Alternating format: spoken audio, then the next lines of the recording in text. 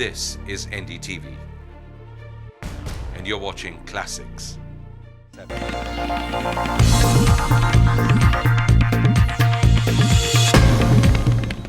Hello and welcome to Walk the Talk. I am Shekhar Gupta and my guest today, perhaps the busiest man in Indian politics. Sharad Pawar ji, how do I describe you?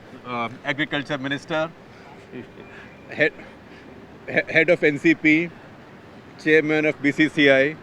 What is the most important? I think NCP and Agriculture Ministry is enough. Isn't it? and somebody who knows Bombay as no one else does. Yeah, I know little Bombay. Bombay is not that simple city. But I know, I love this city, I owe this city. This city has given so many things to me. So it is my responsibility to associate with city in good and bad times. But you know, very often your help has been sought in bad times here. You remember 93, just after Babri, the riots, the bomb blasts. It was your fate then to come and handle the crisis. Yeah, and I recollect that when I was the defense minister, one day I was called by then Prime Minister Narasimha Rao ji, and along with it our senior colleague Salve Saab, NDTV Right. Salve. And Narasimha Rao ji practically spent 7 hours to convince me to go back to Bombay, because Bombay was facing so many serious problems. There was a fire. International community was worried about country because they know Bombay is an important financial place of the world in the country. And if we had to restore the confidence of the investors and outside Indians, we have to see that Bombay is normalized. So that was the thinking of then Prime Minister, and then he physically he sent me to Bombay, and I came here on 6th of March 1993, and I started improving overall situation here. Main problem was there was total gap between two major sections, Hindu and Muslims. Right. And Bombay is a known cosmopolitan place. Here question doesn't arise whether you are Muslim, Hindu, Parsi, Right. Christian, anybody. But that cosmopolitan character was practically disappearing in those days. Right. So it was our responsibility to see that how we'll be able to restore that cosmopolitan character.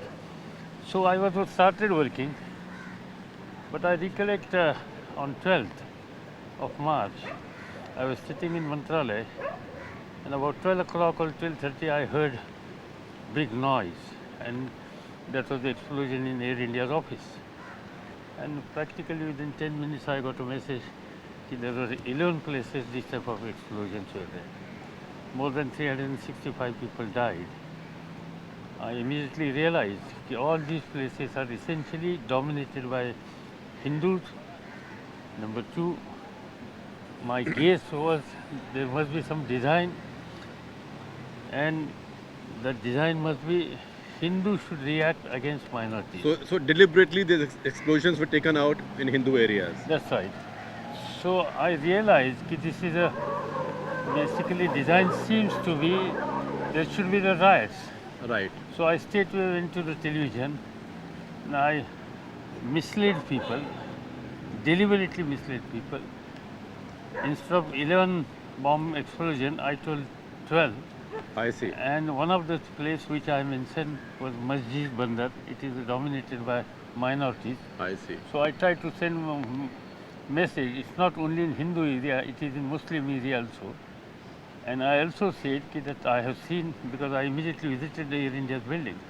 I said that I visited Air India's building, and material which has been used is essentially this type of material is used by some of the southern Indian side, some terrorist organization, and I tried to finger Sri Lankan side some So organization. that was also a deliberate fudge. That was also deliberately fudge, because I want to divert the attention from Muslim angle Right. to other areas, because design was to create further problem in city of Bombay. And ultimately, in our investigation, it was established that was the design. Because I believe, although government didn't talk about this too much for good reasons, but I believe that before the bomb blasts, automatic weapons had been distributed to a few minority people living in these localities with the expectation that Hindu community will attack them, and they in self-defense then will use this automatic weapons and cause a lot of casualties, which will then actually have the city burning, isn't it? That was the thinking. And secondly,